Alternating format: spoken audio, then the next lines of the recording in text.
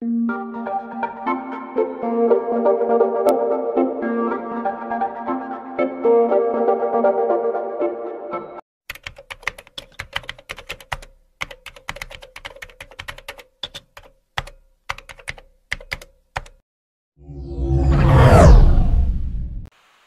ang lugar na 'to? Tanong ko kay Joseph. Nakaupo kami ngayon sa veranda ng beach house. May mesa sa pagitan namin at marami siyang nilabas na inumin. Pareho kaming nakatingin sa malawak na dalampasigan. Yes, naman ako to mula sa ina ko. Hindi ko alam na siya pala ang may-ari nito. Parang mula na magkita kaming dalawa, lagi na kami nagkikita ng hindi sinasadya. Pasensya ka na kung nag-trespass ako. Mahilig kasi akong pumunta dito dati pa kapag gusto ko mapag-isa. Tahimik kasi, akala ko walang tao. Naistorbo ba kita? Inabot ko ang binibigay niyang beer. Agad ko naman yung kinuha at nilagok. Okay lang kahit palagi kang pumarito. Actually, hindi itong unang beses na nakita kita. Hindi lang kita nilalapitan dati. Hindi ko lang inaasahan na sa pagbalik ko makalipas sa ilang taon, makikita ulit kita. Hindi makapaniwalang napatingin ako sa kanya. Ibig sabihin, matagal na niyang alam na nagtutungo ako rito. Mabuti na lang pala hindi niya ako pinagbawalan. Ngumiti ako ng pilit sa kanya. Pasensya na. Ito lang kasi yung alam kong lugar na tahimik at akala ko walang makakakita sa akin. May kinuha siya sa bulsa niyang susi at nalagay sa ibabaw ng mesang nasa pagitan namin. Yan ang duplicate key nitong beach house. Kung gusto mo mapag-isa minsan, pwede kang pumarito. You're always welcome here. Napatitig ako sa susi bago tumaas ang tingin ko sa mukha ni Joseph. Bakit niya ibibigay sa akin ang susi ng beach house niya? Kakikilala pa lang namin, hindi ba siya nag-iingat? Paano kung magnanakaw pala ako? Hindi ko yan matatanggap. Hindi ko naman napahinto ako sa pagsasalita nang kunin niya ang kamay ko at ilagay doon ang susi. Just accept it, Max. Para hindi ka rin lamukin sa dalampasigan. Pwede kang mag-overnight dito, okay lang sa akin. Mas safe kung may tutulugan ka, huwag ka nang tumanggi. Hindi pa naman tayo friends, pero bakit ang bait mo na sa akin? Nagtatakang tanong ko sa kanya. Ganito ba siya sa lahat? Dating mayor ang tatay niya pero sa pagkakaalam ko kuripot daw yon ayon sa mga sabi-sabi kaya bakit parang ang galante naman ni Joseph? Then, magkaibigan na tayo mula ngayon? Nakangiting saad nito. Seryoso ka ba? Ayaw mo ba? Single dad ako pero mabait naman ako. Huwag ka mag-alala. Wala naman akong masamang balak sa'yo eh. So, friends? Nilahad niya ang kamay sa akin para makipagkamay. Nagdadalawang isip pa ako kung tatanggapin ko yon pero sa huli nakipagkamay na ako sa kanya. Sige, friends. Napangiti to ng malaki sa sinabi ko bago kami sabay na sumandal sa kinaupuan namin at tumingin muli sa dalampasigan. Wala naman sigurong masama kung makipagkaibigan ako sa kanya. Mukha naman siyang mabait, hindi gaya ni Warren. Ngisi pa lang alam ko nang may gagawing masama o kumanyakan sa akin. Marahan kong ipinilig ang ulo ko. Hindi ko dapat inaalalang lalaking yon. Ngayong magkaibigan na tayo, maaari ko bang malaman kung bakit umiiyak ka kanina? Pero okay lang kung ayaw mong sabihin. Family problem lang. Nakakapagod palang maging mabuting anak at kapatid minsan. Masama ba ako kung minsan gusto ko maging selfish? Kaso di ko magawa kasi pamilya ko sila at kahit anong mangyari, mahal ko sila. Pag-open ko sa kanya. Di pa naman niya ako lubos na kilala kaya't mas mabuting sa kanya ako maglabas ang sama ng loob ko. Kasi siguro hindi niya ako huhusgahan. Hindi ka masama. Hindi ko lang alam kung ano ba talagang nangyari pero sigurado ako may dahilan kaya nararamdaman mo ang nararamdaman mo ngayon. Malungkot na ngumiti ako bago uminom ng alak na hawak ko. Nagpatuloy lang kami sa pag-iinom. Hindi ako umiimik. Binunton ko na lang sa alak na nasa tabi namin ang nararamdaman ko. Hindi ko alam kung gaano karami na ang nainom ko. Joseph, naranasan mo na bang magkagusto sa isang tao pero malabong maging kayo? Out of the blue ay tanong ko sa kanya. Ganon kami ni Warren. Hindi pwedeng maging kami. Bago nga ako umuwi, pinagbantaan pa ako ni Madam eh. Yes, once. I fell in love with a woman. But I don't know how to approach her kaya nasanay na lang akong panoorin siya mula sa malayo. She caught my attention at umaasa kong hindi pa huli ang lahat. Sana may chance pa. Ang nanay ni Amanda ba? Umiling ito. Nope, not her. Hindi kami ng nanay ni Amanda. Nabuntis ko lang siya. Gusto nga niyang mawala ang bata namin pero nagmamakaawa ko sa kanya. Buhayin lang niya ang anak namin, ako nang bahala sa bata. Kaya nang ipanganak niya si Amanda, kinuha ko ito at ako na ang tumayong ina at ama niya. Pagkukwento nito. Napatitig ako sa mukha niya. Gwapo siya, may kaya sa buhay at mukhang mabait naman, kaya bakit ayaw sa kanya ng ina ni Amanda? Ganun ba? Maswerte si Amanda, ikaw ang tatay niya. Sana lahat ng magulang gaya mo. Sana gaya rin niya si tatay, kaso hindi. Kabaliktaran niya ang ama ko. Ginagawa kong lahat para ibigay sa anak ko ang mga bagay na magpapasaya sa kanya. Kung ako siguro yung nanay ni Amanda, baka pinakasalan kita. Swerte na siya sa'yo pinakawalan ka pa. Komento ko pero natawa ito. She loves someone else, someone who's richer than me. May iba siyang karelasyon na mabuntis ko siya at sa pagkakaalam ko, sila na ulit ngayon. One night stand lang ang namagitan sa amin pero naulit na ilang beses at hindi namin inasahang may mabubuo. Kaso sa huli, ang boyfriend niya ang pinili niya. Pero kung sa tingin mo, swerte ang mapapangasawa ko, pwede namang wag mo na akong pakawalan. Kumindat pa to sa akin pero inirapan ko siya. Parang si Warren lang kung bumanat. Sumisimple ang loko. Kanina lang kami naging magkaibigan pero iba na agad ang banat niya. Huwag mo akong banatan. Ayoko sa mga lalaki. Kayo kasi sa una lang magaling. Tapos kahit sinasabi ninyo na may gusto kayong babae, hindi rin naman kayo tumatanggi sa ibang lumalapit sa inyo. Himutok ko. Ganon na ganon kasi si Warren. Pa-fall pero available naman for all. Ang malas ko nga yatang tao Di na nga ako swerte sa pamilya, malas na nga sa career, tapos malas din sa love life. Kailan ba ako suswertehin? Naubos namin ni Joseph ang mga beer na nilabas niya kaya tumayo na ako. Kailangan ko nang umuwi. You can stay here tonight. Nakainom ka kaya bukas ka na lang umuwi. May isa pa namang available room dito Sa kwarto na lang ako kasama ni Amanda matutulog. Alok sa akin ni Joseph. Di na, nakakaya naman kung magkaibigan na tayo, hindi ba? Kaya wag ka nang mahiya. Mas mabuti kung dito ka na matulog. Hindi kita maiahatid dahil hindi ko pwedeng iwan si Amanda. Di rin naman ako papayag na umuwi kang lasing. Isa pa, wala ka nang masasakyan kaya dito ka na magpalipas ng gabi. Giit nito at hinila na ako pasok ng beach house. Huminto kami sa tapat na isang pinto. Pero hindi pa naman ako lasing. Kaya ko pa. Uuwi na lang ako. Princess Haname, wag matigas ang ulo. Sabay nito sa akin. Sumimangot ako sa kanya. Iisang tao lang alam kong mahilig tumawag ng buo sa pangalan ko at kapag ginagawa ni Joseph, naaalala ko ang lintik na lalaking yon. Huwag mo akong tawagin sa buong pangalan ko, ang bantot pakinggan. Saka paano mo nalaman ang buong pangalan ko? Tanong ko at suminok ako. Bukas ko na lang sasabihin, matulog ka na. Sagot nito at binuksan ang pinto bago ko tinulak papasok. Napanguso na lang ako. Tumingin ako sa kamang naroroon. Bigla akong inantok. Lasing na nga yata ako. Marami rin talaga kaming nainom ni Joseph. Wala na ako nagawa at mabilis na tumalon sa kama pahiga. Napangiti ako pero muli akong napabangon nang maramdaman ko ang cellphone ko na nadaganan ko. Kinuha ko yon. Hindi ko alam kung ano ang pumasok sa utak ko. Pero gusto kong marinig ang boses niya. Sigurado naman ako na hindi pa siya nakakalis ng bansa. Kung nasa tabi ko ba siya ngayon, iko-comfort ba niya ako? Hindi ko na siya dapat tinatawagan. Magagalit si madam kapag nalaman niya. Pero ngayon lang naman. Last na to. Gusto ko lang marinig ang boses ni Warren.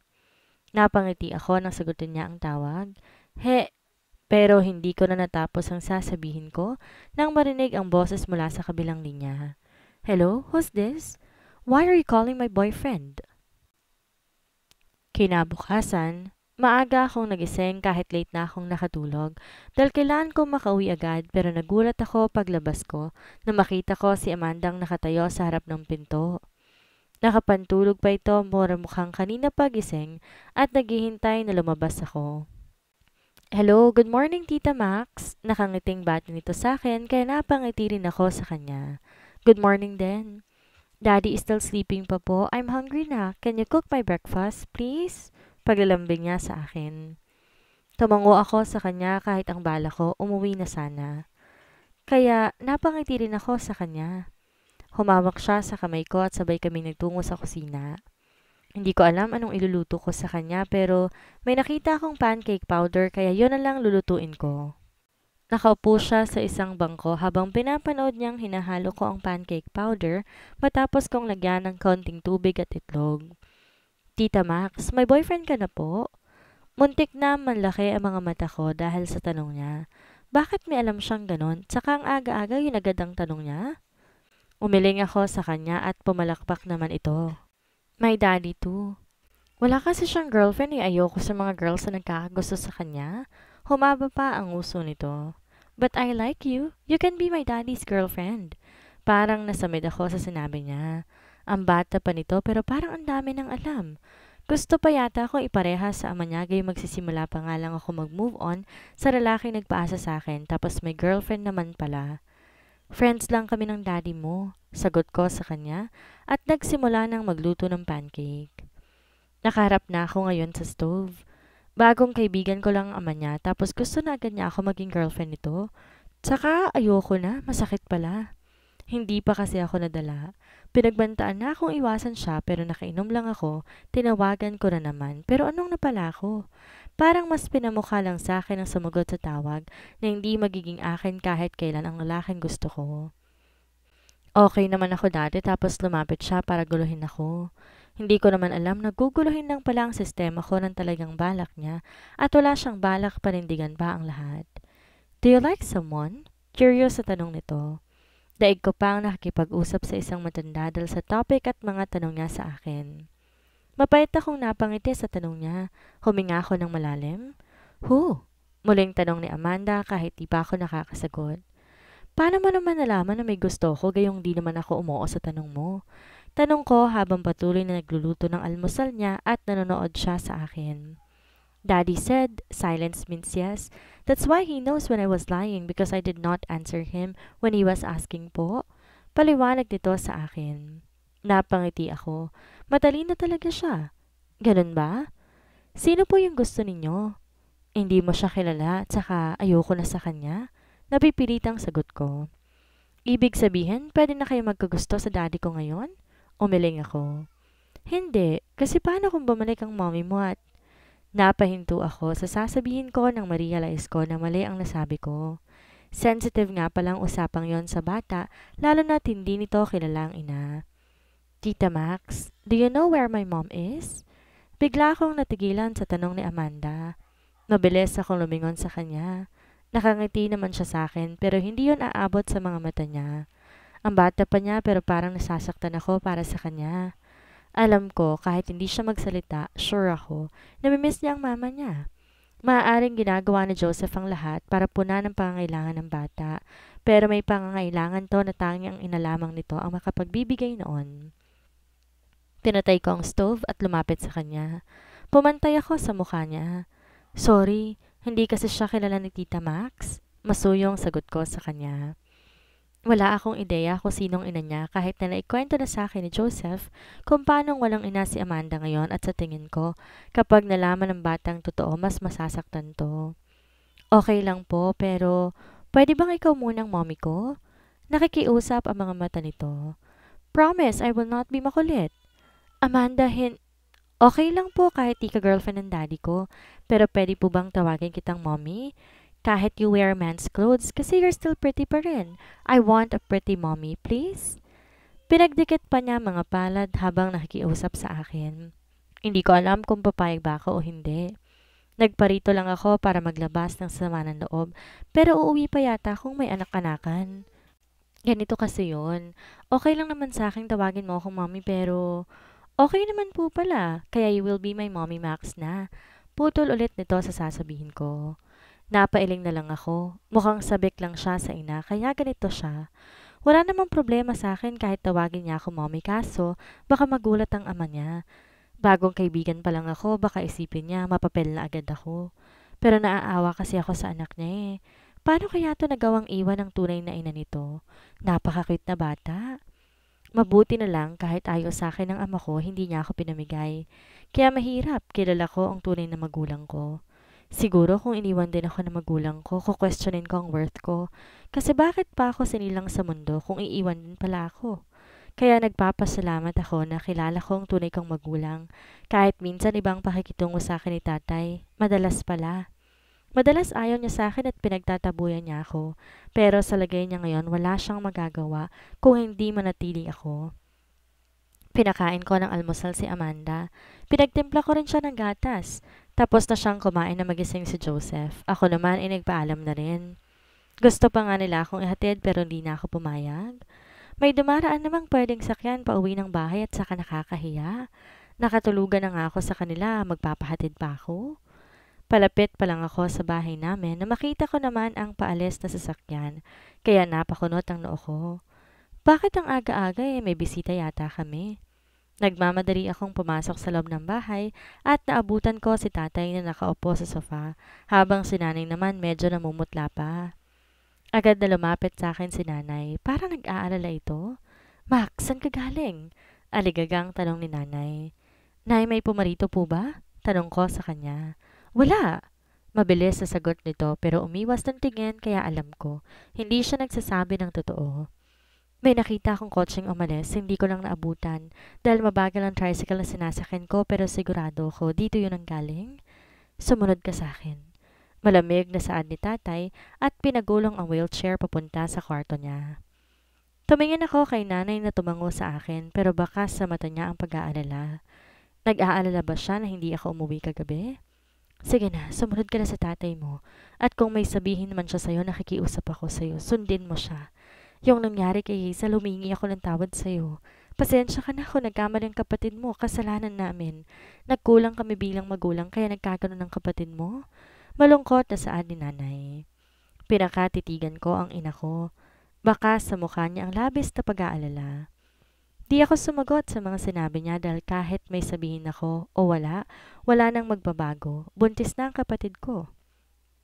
Sumunod na lang ako kay tatay. Di ko alam anong sasabihin niya pero may hula na akong paalisin niya ako ngayong araw mismo.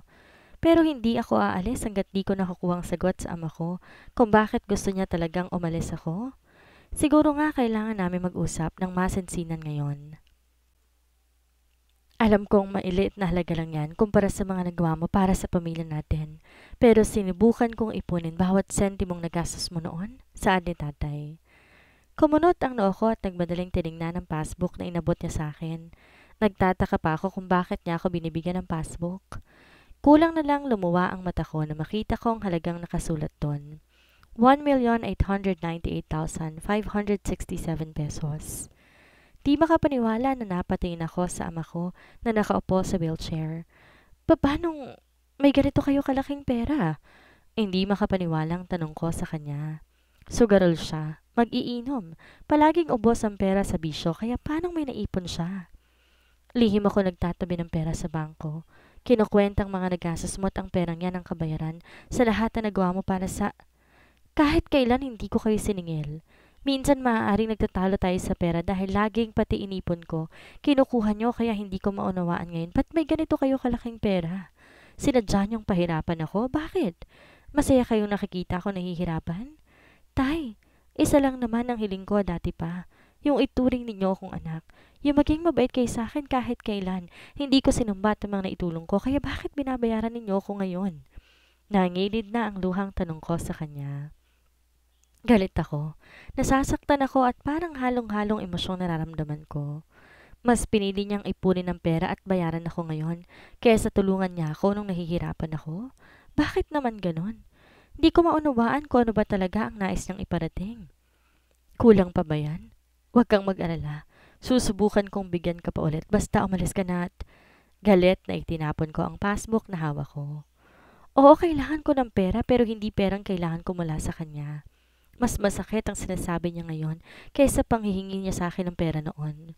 Gusto kong magalit at magwala para ipakita sa kanya ang sakit na nararamdaman ko, pero pinigilan ko ang sarili ko. Mariin ko na lang na ikuyom ang mga kamao ko. Sabihin niyo nga sa akin, hindi niyo ba talaga ako minahal kahit kailan? Mahirap ba talaga akong mahalin? Ano pa bang kulang sa akin? Ginawa ko naman lahat Pero ba't kahit kailan hindi ko naramdaman na mahal niyo ko? Tahi anak niyo rin ako. Nag-hysterical na ang boses sa saad ko. Di ko na napigilang pumatak ang mga luha ko habang nakatingin sa kanya. habang siya'y diretso lang ang tingin. Inako kong responsibilidad ninyo. Nagsakripisyong di makapag-aral para sa mga kapatid ko pero kahit kailan, hindi nyo man lang na-appreciate ang mga ginawa ko? Ano ba bang dapat kong gawin? Bakit pilit ninyo akong pinapaalis? Ayaw nyo ba sa akin? Anong kasalanan ko? Napalhod ako sa harap niya habang umiiyak. Gusto kong ilabas lahat ng sama ng loob ko. Pero hindi ko maunawaan kung bakit ganito ang pakikitungo niya sa akin. Sinisisi pa rin ba niya ako sa pagkawala ni Lolo? Mahirap ba talaga akong patawarin? Ikaw ang dahilan kaya namatay ang lolo mo. Ikaw din ang dahilan kung bakit ako nagkaganito ngayon. Mula nang dumating ka sa buhay namin, naging magulo lahat. Kaya kung ayaw mong pati ako'y mawala ng tuluyan, gaya ng lolo mo, umalis ka na. Gamitin mo ang perang binibigay ko sa'yo at kalimutan mo na kami nang di ka na mahirapan pa. Mahabang sagot nito. Walang kahit anong emosyong lumabas sa kanya. Napatingin ako sa binti niyang iisa na lang ngayon. Pero paano siya magkakautang kung may malaking ipon pala siya sa bangko? Pinahid kong luha ko at tumayo. Mariin akong tumingin sa ama ko. Sabihin niyo sa akin, inipon niyo ba talaga ang pera? O may ginawa kayo para magkaroon ng malaking halaga? May niloko ba kayo at bilang ganti pinutol ang binti ninyo? Siya ba'y nagpunta kanina rito? Hindi mo na kailangang malaman pa. Galit ka sa akin, hindi ba? Bakit di ka na lang umalis? Kapag umalis ka ngayon, kalimutan mo na rin ang responsibilidad sa pamilyang to. Kalimutan mong may pamilya ka. Hindi kami magtatampo dahil mas mabuti kung gano'n ang mangyayari. Lumayo ka, pumunta sa lugar na walang nakakakilala sa'yo. Kung talagang ginagalang mo pa ako bilang ama mo, sundin mo ang sinasabi ko, umalis ka na. Malamig na tura nito. Tumigas ang mukha ko. Hindi ko mukurap na sinalubong ang kanyang mata. Paano kung di ako umalis? Kung di ko kayo sundin? Mas masasaktan ka lang? Mas naguluhan ako sa sagot ni tatay. Di ko na alam anong iisipin ko pero ang tingin ko sa kanya, parang puzzle na kailangan kong isolve. Anong ibig ninyong sabihin? Minsan may mga bagay na mas mabuting wala tayong alam. Napasinghap ako nang bigla siyang bumaba sa wheelchair, lumuhod sa harapan ko. Alam ko hindi ako naging mabuting ama, pero kung gusto mong lumuhod ako ngayon para umalis ka na, gagawin ko. Hinila ko si tatay para tumayo at muling maupo sa wheelchair niya pero nagmamatigas siya kaya muli na lang akong naiyak. Para bang desperado siyang paalisin ako? Umalis ka na, Max. Hindi ka na sana bumalik pa? Tay, kunin mo ang pera. Kailangan mo yon. Umiling ako sa kanya. Nakasalampak na rin ako sa sahig ngayon. Sa paraan ng pagsasalita niya, pinapakita niya sa akin wala siyang pakialam sa akin pero iba ang nararamdaman ko ngayon. Hindi ko may paliwanag pero parang napipilitan lang din siyang palayasin ako. Hindi ho ako aalis hanggat di niya sinasabi sa akin ang totoo. Pagmamatigas ko. Kapag sinabi ko ba ang totoo, aalis ka. Lalayo ka na at hindi ka na babalik pa? Bumukas ang bibig ko at nakatingin lang sa kanya pero di ko magawang magsalita. Ayokong umalis pero gusto kong malaman ang totoo. Kahit gulong-gulo ako sa inaasal at sinasabi niya, galit siya sa akin pero binibigyan niya ako ngayon ng malaking pera para lumayo. Bakit? Para ano?